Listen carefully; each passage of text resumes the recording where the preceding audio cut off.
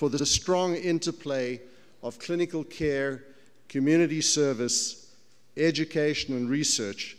And if you forgive me, I'm going to be using the Eastman Dental Center in Rochester as an example, where the combinations of these elements shown in this slide here have allowed the development of a very vigorous institution.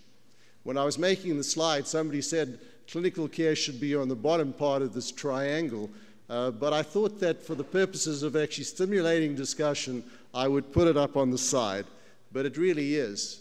It's something which is important. But why was Eastman interested in dentistry in the first place? Rather an unusual interest for a man of such great talents. Perhaps his mother's experience, shown here in this slide, influenced the young bachelor, and he stayed a bachelor throughout his life.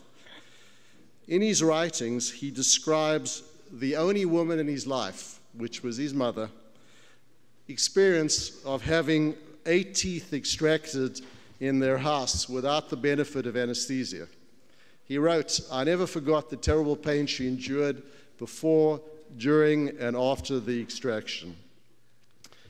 The second aspect of his interest in dentistry was his own experience having a denture made by either the first director of Eastman in Rochester, who I think some of you in the audience know, Harvey Burkhart, or his son Richard, who was a dentist in New York City.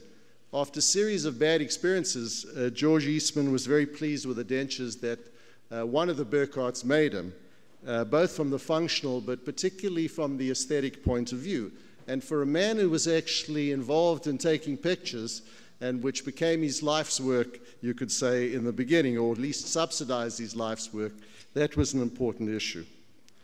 He was also very much influenced by the establishment of the first free dental clinic in the United States in 1901. In this slide, you can see Harry Lom of Bausch & Lomb fame. Harry asked him to donate to the establishment of this free clinic, and this was at the turn of the century in 1901. George Eastman did so, and later he became one of the 10 Rochesterians who contributed $200 towards the maintenance of this free dental clinic. Interestingly, Bausch & Lomb had an optical firm, and there's a story that's told in the archives that one day Bausch was out there kicking stones as he was walking to work, and he happened to kick a stone which bounced around, and he was wondering what this was. Well, it turned out that the little thing he kicked around was vulcanite, which in fact was used in dentistry. Bausch was actually a very bright man, and he realized that there was an opportunity to use this rubber, and they might make good spectacle frames, and in fact good optical lenses. And this idea grew, and incredibly, in 1866, he signed a contract with the Indian Rubber Company, and he got exclusive rights to make these spectacles and also these lenses. And remarkably, Bausch & Lomb became the largest optical factory in the world by 1989, or shall I say 1889, excuse me. So all these influences, and perhaps others that we don't know, might have influenced George Eastman to establish the first dental dispensary in Rochester in 1915.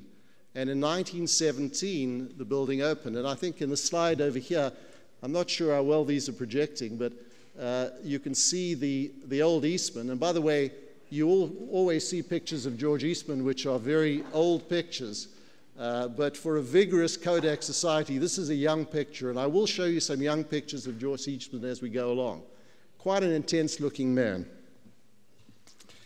Initially, this was called the Rochester Dental Dispensary, later the Eastman Dental Dispensary, and in 1964, the Eastman Dental Center. So it was something that had many name changes.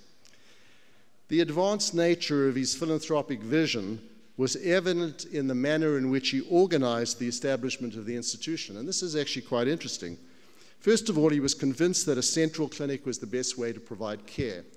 I think, as you know, and particularly since we heard such terrific examples of the work that can be done off-site, that this might not be the best way to do things right now, but at that time he thought it was important. He asked that the city provide $12,000 annually for dental prophylaxis in the schools, and that 10 citizens, he asked 10 citizens in the community to contribute $1,000 each annually for 5 years.